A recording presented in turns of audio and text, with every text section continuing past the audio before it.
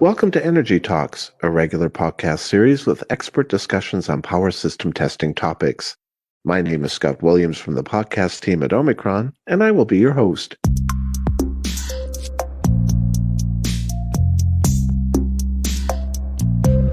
Hello, everyone. In this episode, we are going to discuss how companies in the energy sector can take protection testing to the next level to save not only time and costs, but also optimize the safety, quality, and reliability of their protection systems.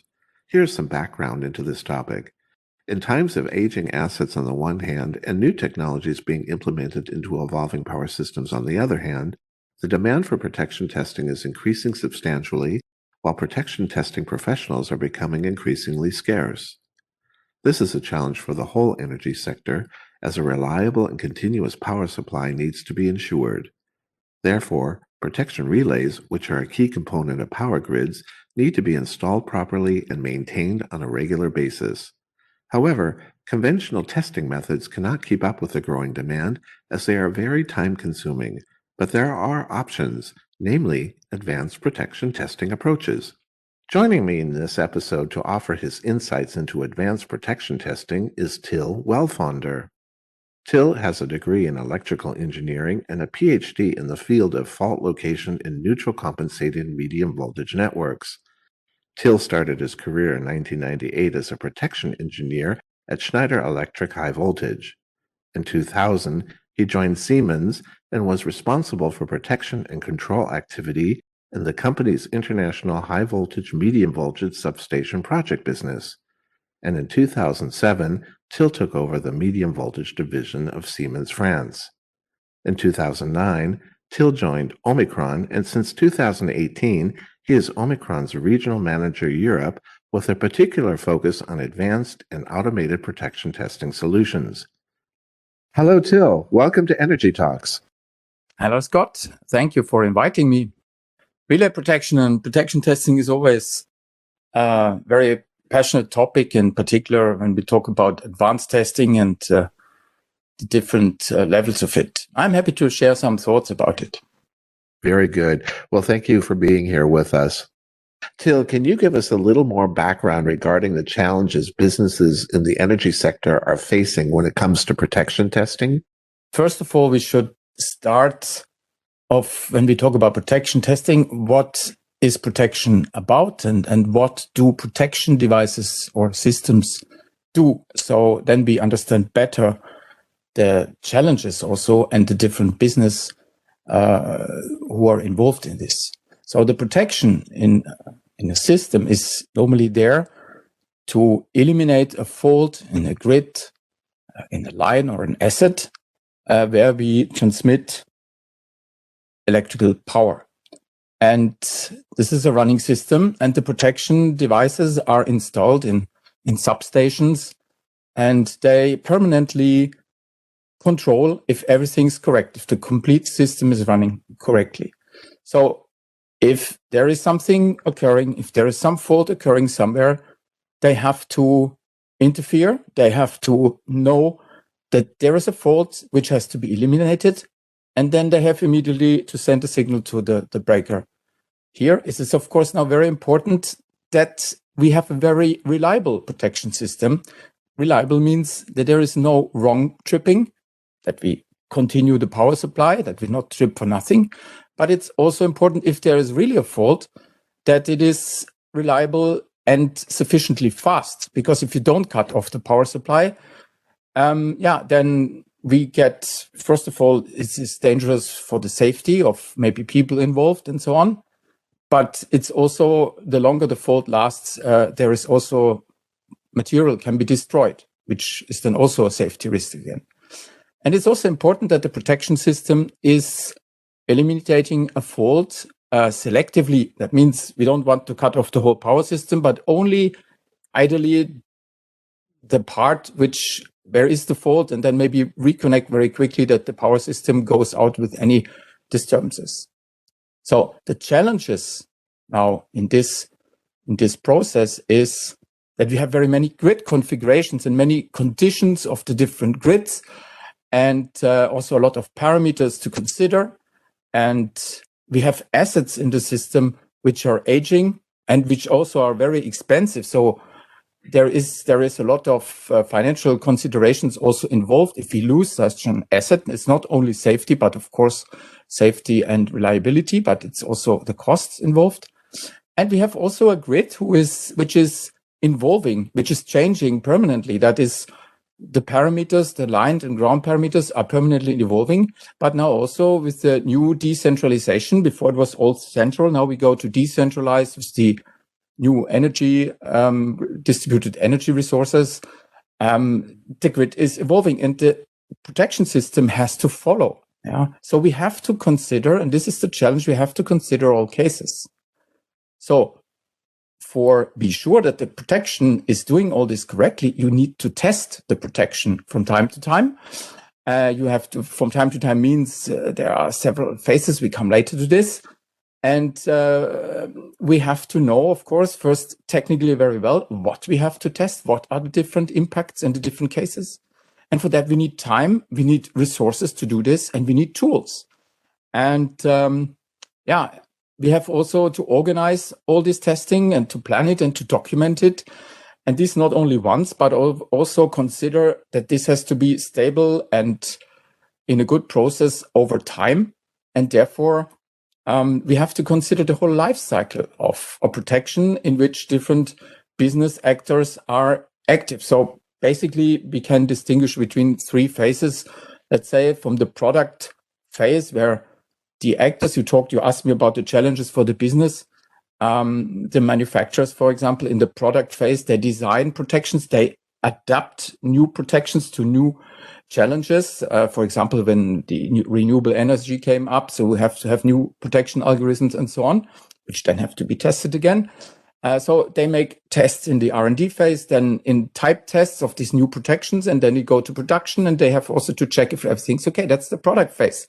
And then it comes to the system and project phase, where of course these protections are integrated into systems and substations, and where we have to consider the overall stability and working of the protection system.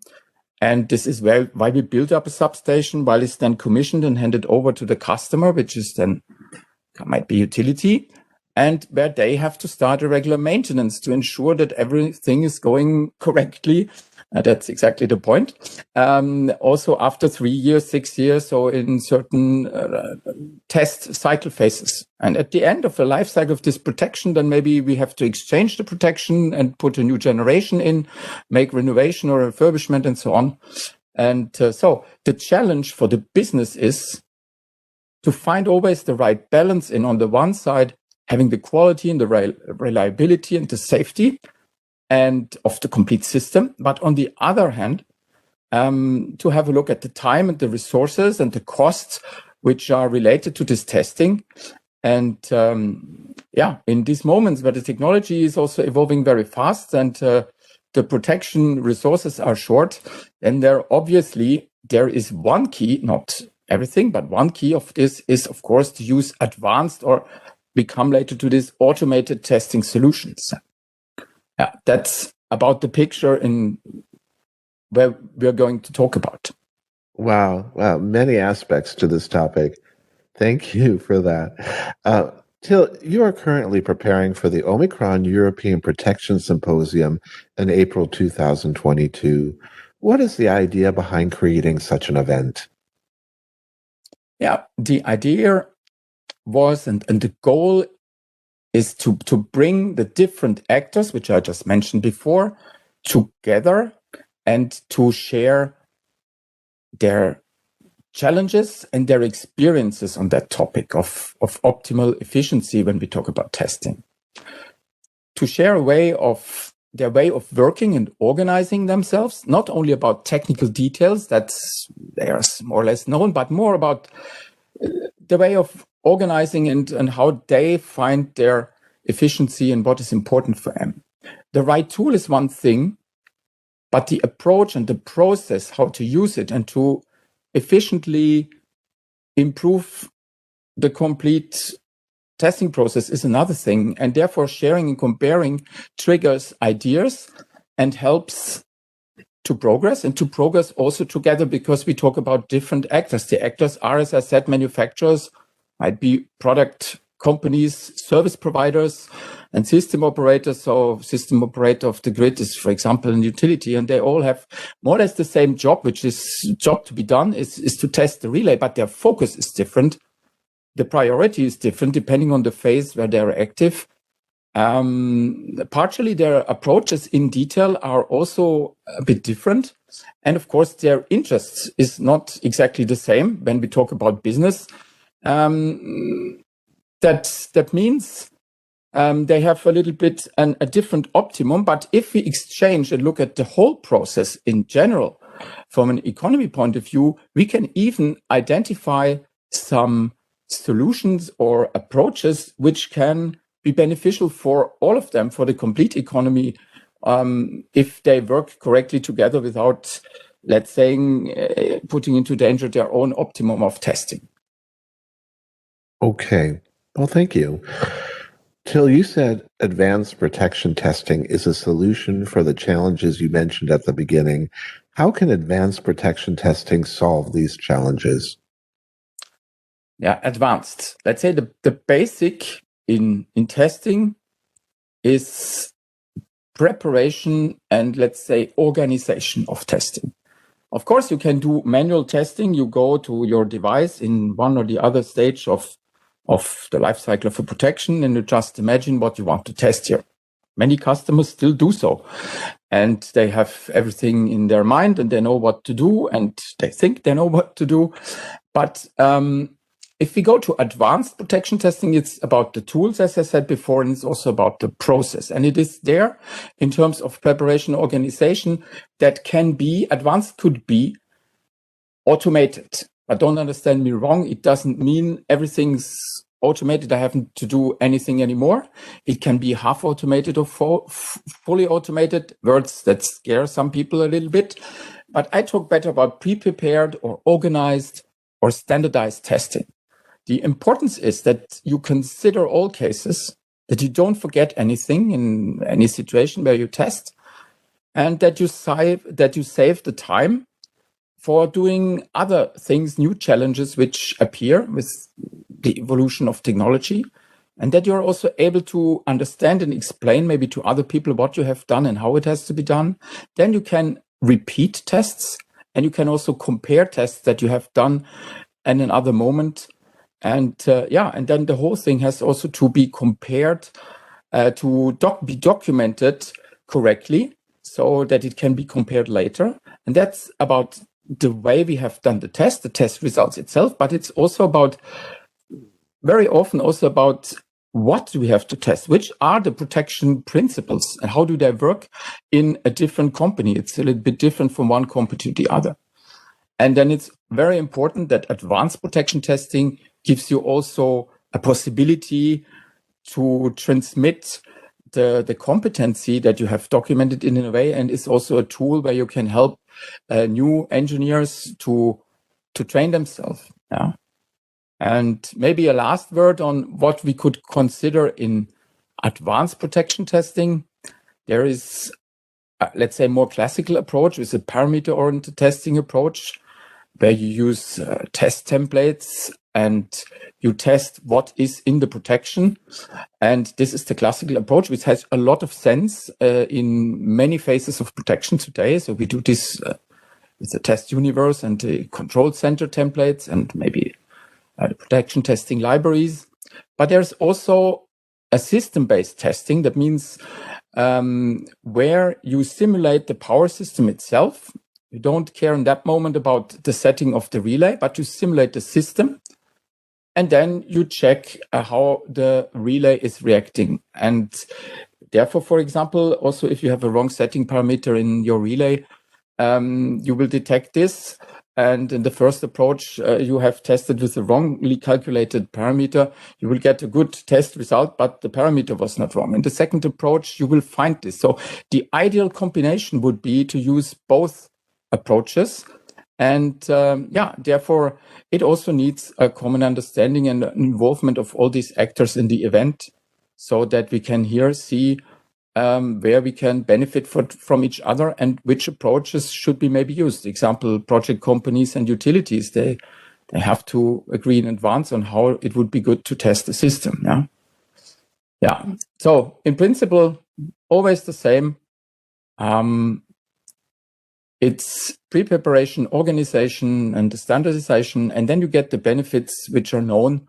It's the time saving, of course, also cost saving, but it's also, on the other hand, safety, quality and reliability, and to be open for technological evolution and to transmit the competence to others. That's basically what we call advanced protection testing. Okay. Now, going to time saving, can you indicate by how much efforts can be reduced, and what are the key drivers for that? Yeah, that's a very good question. It depends on the application and again on the life cycle phase where a customer is active. The target is to avoid and to maybe to accelerate phases in which you have to do repetition. Yeah. And if I give you an example, it's maybe more easier to understand. Manufacturer, for example, when he produces a protection, then he has to do, of course, many tests first in the R&D phase until a new protection or new protection function is ready. Then it comes to a physical device, and then he makes many types tests where he also tests in detail each function and subfunction. But then when it comes to production, he makes routine tests, and there you can install a lot of repetition. You don't have to do this manually. Maybe more clear if we talk about project companies, and there you see already it's a little bit different of whom we talk about. There it is very important when they get a new project, and imagine they get a new protection device they don't know, then it's important that they start earlier to investigate how it really works and to test it, that they have understood how it works. If there is maybe an impact on the wiring and on the design diagrams to consider, then everything that they can do rather before than later, it is best for them that the later they modify, the more time it takes, because everything's already planned and has a lot of impact on the time and also of the cost. So if they make normally a factory acceptance test or a factory test where the panels are already configured, then you can do a quick factory acceptance test and send the whole panels then to site, and then you do it at the end. You try to find out all the remaining errors, or you try to make it in a very clever way. You make an anticipated an early FAT, a detailed FAT. That means you collect together, even in the factory already, all the protection panels. You build up the complete system of secondary equipment, of protection equipment, and you invest much more time to be sure that here all faults are corrected. Then later the system is shipped to site and is built in and connected to the primary equipment. When a lot of different company and actors are installing and finalizing the system under a lot of time pressure and also increased costs, then you are there and you know already that the system is working correctly and you have much less errors later on. So of course you also work here by testing of typical bays, and if the same bay type, line or transformer bay and so on, you repeat this, then you can also here with predefined test routines do the ones much more in detail, and where it's repetitive, you can use these automated functions. Utility, if I go also to that part maybe quickly, they of course are the users and the customers of these substations they buy. So they pre-qualify the protection there. Then they validate these test conditions of the FAT and of the site acceptance test. And they also participate into this testing where they want to understand. So here again, optimal transfer of how are we doing this? What are we testing? How are we testing it? If we have here standardized test routines and a good documentation of what we are doing, then we win a lot of time, not only the project company and the utility, but also both together. And if then we would be also so open in our overall process to even transfer these test routines to the utility, have a good start when they go into the maintenance phase and can reuse these routines and this way of automated testing during the maintenance phases. First of all, in some cases, there even has to come the line first because the substation is ready and the line is not there. So utilities have to retest with the new real calculated and measured line parameters. And then when it goes to the life cycle testing, the maintenance testing, it could be also here important that maybe some utility have some expert teams who do a detailed testing, and they have some local teams which do, let's say, a little bit more focused and simplified testing in different life cycle stages. So how much effort can be reduced depends a lot where we are. We have evaluated this from our customers, and basically they have said that we can reduce, and we have estimated this, that we can use the test time, all included, to 1/5 of testing when you do it manually. So if you do advanced testing with all advantages you have also in terms of quality and let's say reliability, we need only 20% of the time that you need with manual testing. That means we save 80%. So of course, this has also, but not only, a financial aspect. Okay. Well, speaking of that, well, first of all, that's very impressive in terms of the time savings. But what is the financial impact of adopting such an approach? That's a difficult topic. Again, it depends, of course, if you are a manufacturer, project company, utility, or a service provider, and it depends on your location where we talk about, because from time to money you need a rate. So we have to look what is the daily rate, yeah, and it is to focus very often more. It depends on how much you focus on using the time for making cost saving out of it, or how much you use the saved time for making other advantages happen. That means increasing your quality or safety, or you use your engineers for future technologies. This you have to take into account before giving a rough impact on what this does financially mean. And of course, when we talk about financial impact, we also have to distinguish, there are two parts. If you have a system outage, or if you make tests and you have to cut off the system, that takes you a lot of time, which is related to costs. And also, if there is a fault and you have costs due to the consequences, loss of supply, the contractual costs, or destruction of material, this also has to be considered. So that is one part of the cost.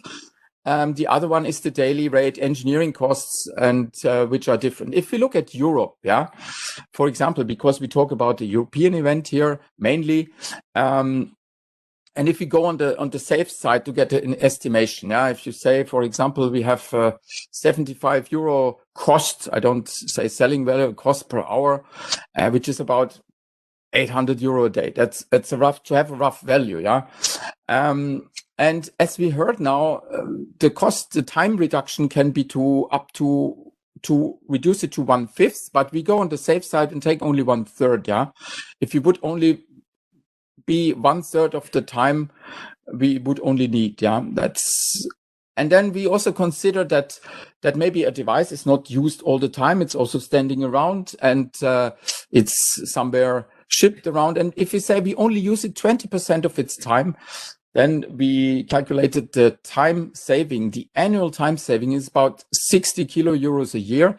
So you maybe all know the cost of a protection device, but the return of invest of a good device where you can make automated and advanced testing is about 6 months or 1 year, depending on how you use it and how you have configured it. If I give you an example, if you want to have an example, we made an example of an international manufacturer. He's manufacturer in a project company, is a big one. He had a device pool of 500 test devices worldwide, of course, an international company, which was the pool was growing over the years, and now it has about 500 devices. There we calculated together that there was a saving of about 10 to 30 million euro per year. And so we continue to work together with the teams of the company, and they made their own measurement in one of their subsidiaries for one country, and they came up with the same confirmation, and they even went beyond that. So we're quite sure that it is there is a big time and also financial saving in here. Again, it depends on how much time you want to save, turn into money, and how you want to reinvest it. You have to know the protection resources are very scarce resources, very seldom to find resources, and we have a lot of work, new work for them coming up, and so it's not about reducing testing headcount. We have to use them in different ways to prepare our system for the future. Till, thank you for those examples. Are there other pain points businesses in the energy sector are facing? Yeah, as we said already, of course, the safety aspects today are very, very important. We have a very strict policies, and it is also very good that we avoid any accident. And you all know, the more time you have for doing things and the less stress you have, the less accidents happen. The more you are prepared and know what you do, and therefore it is first of all the time saving. We talked about it before. For what to use the time? If the time saving goes, a part of it goes into preparing the work correctly, taking care about checking safety things. This helps a lot. So therefore, it's also here very important.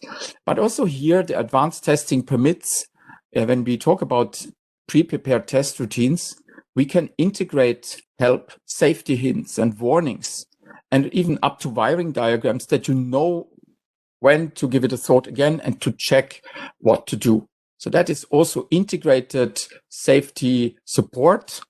And also, of course, it helps to train the people in advance that they are sure of what they are doing. That is very important. A second impact is, of course, quality and reliability. We have said that already, because your reputation as a company is depending on this, and contractual costs are related. So that is very important. And of course, we have system outages then if it's not done correctly. But as I said already, the resources are very difficult to find, to get new resources. So therefore, it's important to make a good know-how transfer. If you look at that is a factor in many European countries. It's the case. It's the pyramid of the demographic curve. We have few young people, engineers coming into this business, and the older ones are going into retirement. So a lot of expertise could leave. So, and the new ones are not only, let's say, interested in going into relay protection business, which is very interesting traditional sector, but with all these new technologies coming up. So we have to share the resources with a lot of different options. So it is important to train the new resources correctly, and to having also a good way of documenting it, and to helping these new resources who are coming, also to use these, let's say, testing practices with the new ideas they bring with them, using the new technologies, and to combine this. Maybe the most important challenge what I see today is that in utilities, for example, that we have also really to adapt the process to find a real optimization of the testing process. Maybe if you have expert teams who are doing parts of it in more detail, but then to define a regular rhythm where local teams, which have to do a lot of different things, are not maybe experts in all the details of protection testing, that they have also in a clearly defined strategy the possibility to test what have to be tested, that it is still comparable, and to do this in a way that they are not losing the competency, but they have the full benefit out of it if maybe an expert has pre-prepared something that they would use later on for their tests. But these are all challenges, I think, which are far beyond of the pure time saving and financial aspects. Till, thank you for that.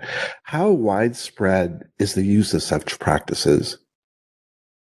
Yeah, also this depends, of course, on what countries and what areas we look about. So in Europe, we have a quite established grid, which is very heterogeneous also, but it's quite established with different technologies inside, and where we have not the possibility to build up hundreds and thousands of substations where we want. So we have to take into account the conditions where exist in other countries and continents. So we built up new substations and the latest technology.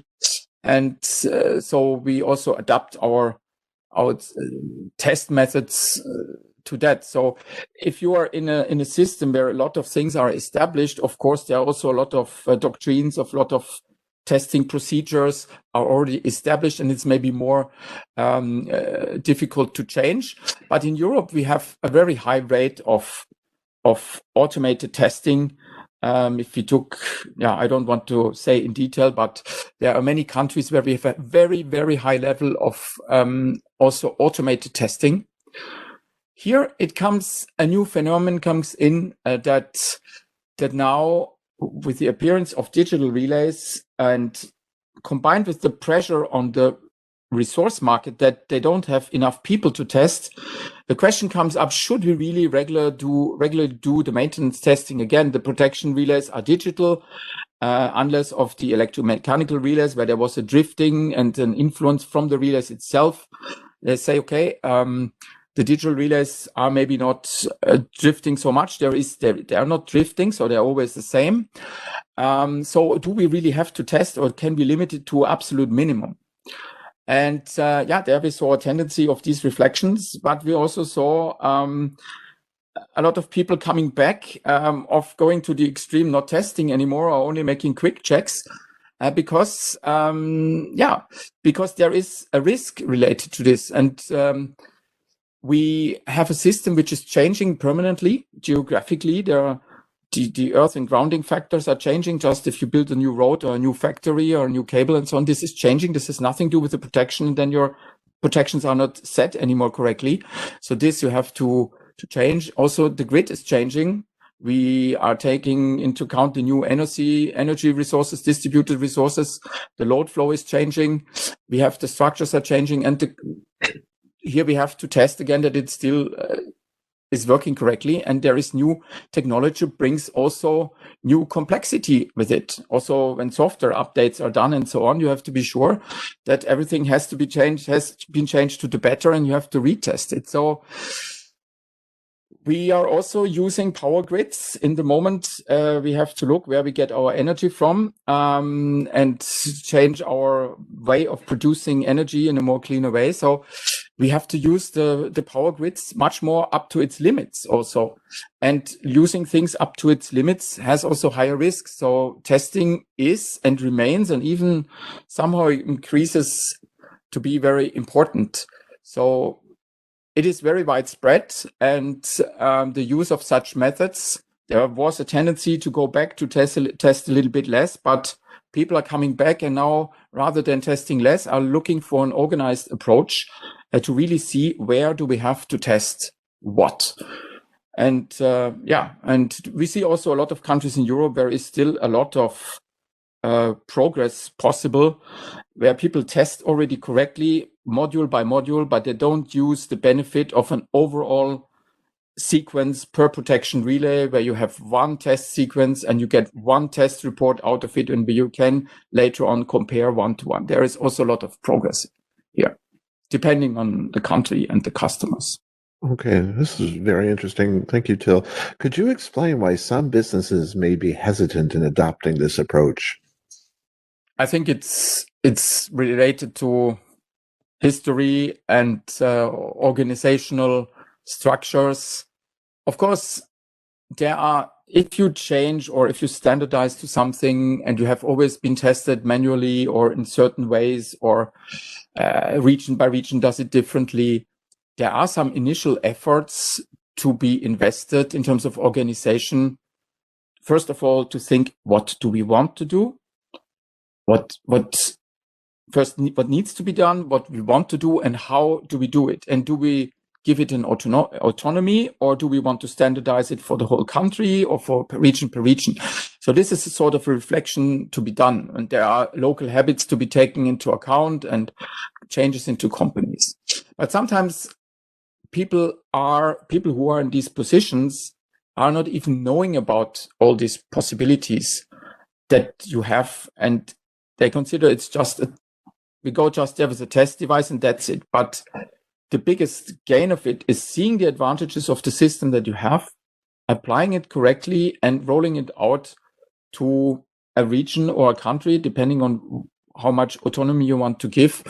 And therefore, we are also here, and that was one of the reasons of this event also, and of other events which we continuously do, of course, at Omicron, to share experience, to trigger ideas, and also to help our customers in optimizing their processes.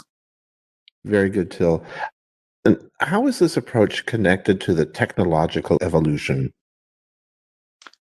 Yeah, again, you have time to explore new things. So the evolution, even in our energy business, where things moved a little bit more slow traditionally because we have high investments and a large structure. Now the new technology, digitalization, is coming, and you have to look how you fit these different two life cycles together of a, let's say, slower evolving energy system and a very fast evolving technology life cycle. Yeah, how to fit them together. There you need the time to give it a thought, to structure it correctly, and also to train your teams to follow this evolution. And there we have to consider one thing. Relay experts or relay testers, they have to be electricians. They have to have an electrical background. But as we said right in the beginning, the target of relay testing is, and of relay protection, is to ensure that the power grid is running correctly. And here we are in electrical process. And people have to understand this technical process. And it's a very deep and very, very detailed electric training and education that you have to have here.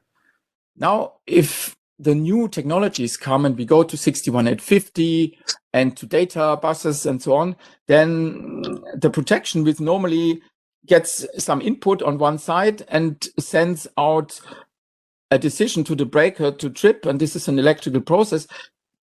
Now suddenly it becomes another output, which is the information that goes to the grid, that goes to the digital information grid in the bus, in the substation. And for the relay experts who are electricians, that is not always easy to make that switch to a new world of information technology and protocols and so on and so on. So here, if we can supply and use advanced protection testing solutions, which helps a relay testing expert with an electrical background to understand more easily how he has to connect his testing device and how this all fits together with the, let's say, the digital part. If this tool helps him to do this more easily, for example, by taking automatic test routines which do so much, integrate more or less like a digital wiring of the protection relay and the device, that you don't have to do this each time manually, but it takes away from you a part of this load, then it helps the test engineer to focus on his main task, protection testing, and to protect the power grid and to test that works correctly. Okay. Now, you've presented many good arguments why this approach should be adopted, but are there any downsides to this approach? Not a lot. A lot of psychological things, depending on the structure, maybe also the downsides. As I said before, initial invest in the reflection and the organization to put in place such standardized, or let's say pre-organized or automated testing procedures. of course, there is always the pressure. That's it. An initial cost of a purchaser. So if people are triggered to look on the price only of a testing tool or a solution, then it is, of course, difficult to get in the same time all benefits out of it and all the maximum results that you want to have. So it is very important, but many companies are evolving already in that direction, that people look at the overall process and the overall benefits of this process, and also about testing solutions. They have to look at the total cost of ownership if they buy something and see where they have to automate it. There's maybe a second, it's not a downside, but it's a fear. When people hear, I said it before, when people hear about automation, then there's always somebody in the room said, "Ooh, it's like a ghost. Yeah, my people will lose competence." But the contrary is the case. Yeah, the contrary is the case. As we had seen, it's not about pure automation. It's about better documenting, standardizing, making more visible, more training. The contrary is the case. If you don't have to do it automatically, but the task is to have everything ready and then to decide what you do automatically or what you do step by step and where you use it for documenting and for teaching. Okay. Thank you, Till. Now, one last question I have. Where can our listeners get more information at Omicron about protection testing or advanced protection testing? Yeah, I think first of all, directly to the podcast, there's possibility to give some feedback or some answers and get some feedback from us also. We have on our website a cover story about advanced protection testing.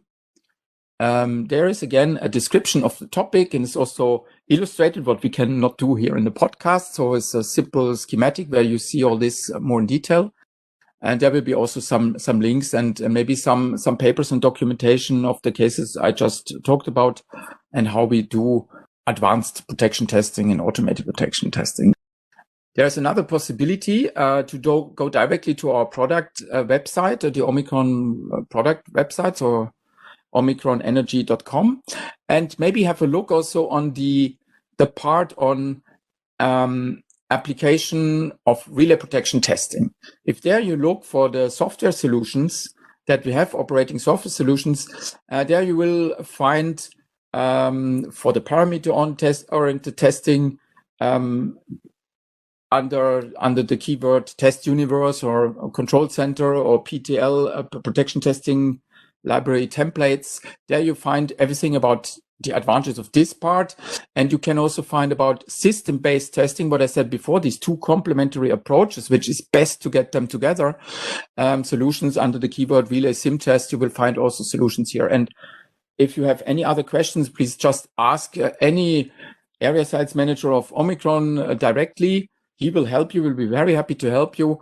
Or if you don't know, just write directly to one of these general Omicron contacts, which is also on the application relay protection testing website. Yeah, you can ask questions and we will be happy to help our listeners.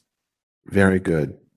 Well, Till, thank you very much for sharing your knowledge and experiences about advanced protection testing with us in this episode of Energy Talks. It was a pleasure.